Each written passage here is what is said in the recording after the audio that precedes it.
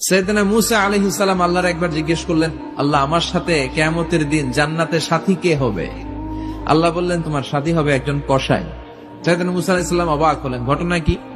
আমি হইলাম নবী আর আমার সাথে জান্নাতে থাকবে কসাই? আল্লাহ বললেন, নিজেই দেখে আসো এটা কেমন কসাই। সাইয়েদনা মূসা আলাইহিস সালাম ছদ্মবেশে কসাইয়ের দোকানে দাঁড়িয়ে রইলেন।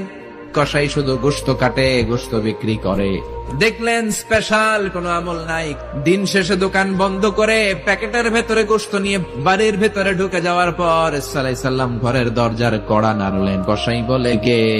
মূসা আলাইহিস সালাম বললেন, আমি মুসাফির, থাকার জায়গা নেই, আপনি যদি থাকার জায়গা দেন আপনার বাড়িতে থাকবে। কসাই বলে, এই ঘরে একটু থাকেন, ওই ঘরে আমার একটু কাজ আছে। মূসা আলাইহিস সালাম বললেন, যান, কাজ সেরে আসেন। মূসা আলাইহিস সালাম খেয়াল করলেন ওই ঘরে মাচার উপর থেকে বয়োবৃদ্ধ এক নারীকে তিনি নামিয়ে গোসল করালেন, টাওয়াল দিয়ে গা মুছিয়ে দিলেন, নতুন জামা পরিয়ে দিলেন, দোকান থেকে আনা সুন্দর গোশতের টুকরাটা